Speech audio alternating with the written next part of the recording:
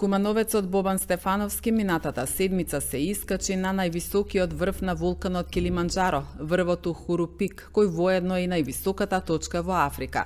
Нашиот добро познат планинар, алпинист и основач на планинарско-спортскиот клуб Поларис бил единствениот представник од Македонија во неговата група од 14 планинари.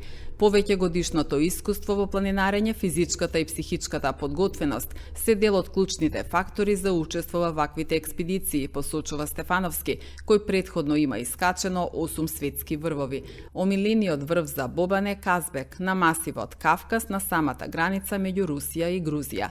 Последната експедиција на Бобан траела 13 дена. Килиманџаро како врв не е технички врв, со тоа што не треба техничка опрема, значи не треба потреба на кацига, на алпинистичко јаже, на зимска опрема, зимска техничка опрема, меѓутоа необичен врв затоа што си треба одредена физичка, ментална и кондицијска спремност. Врвот како врвот е еден од повисоките, тоест највисока точка во Африка, еден од врвовите кои што го сочинуваат предизвикот Seven Summits или 7 највисоки точки на секој континент.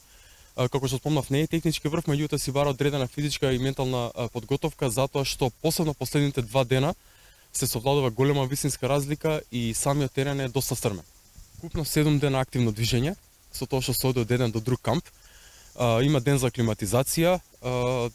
Камповите не се стандардни висински кампови кај што се спие во шатори, туку имавме тврда градба. Спиевме во куќички кои што се доста необични, тоа го прави да биде уште поинтересно и понеобично.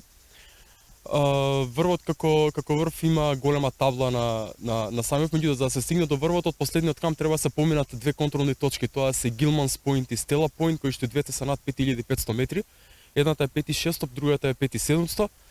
И кога ќе се стигне на Гилманс Пойнт, тоа е интересното што врвот изгледа многу блиско, меѓутоа има уште 2 часа пешачење додека се стигне до крајната точка. Да, сите овие експедициски врвови всушност се врвови за кои што се тргнува ноќе. Последниот ден тргнавме на полноќ, на врвов бевме некаде околу 8 часот наутро, значи 8 часа одевме само во еден правец.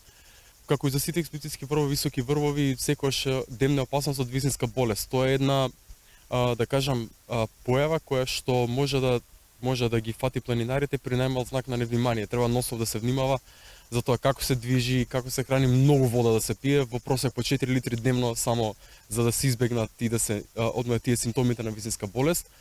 Треба многу одмор, многу сон и секако мирна мисла за да може да се искачи успешно врвот. Килиманџаро беше 9-тиот, затоа што први не е една од највисоките точки на Seven Summits, второ затоа што е највисока точка во Африка и врв кој што реално многу потешко логистички да се стигнат колку не било кој врв во Европа, например на Алпите или некаде. Трето затоа што Африка е доста необичен континент, самата земја Танзанија кај што бевме доста интересна.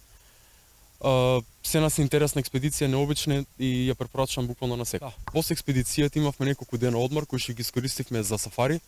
Таму сретнавме доста животни и ја видовме големата петорка на Танзанија, што се животните кои што се застапени таму. Видовме лав, носорог, антилопа, газела, видовме хиени, имаше слонови, носорози, преубаво. Африка е стварно преубаво. Омилениот досега сепак ќе остане Казбек. Тоа е експедицијата што бев пред 2 години на Кавказ, на самата граница меѓу Русија и Грузија.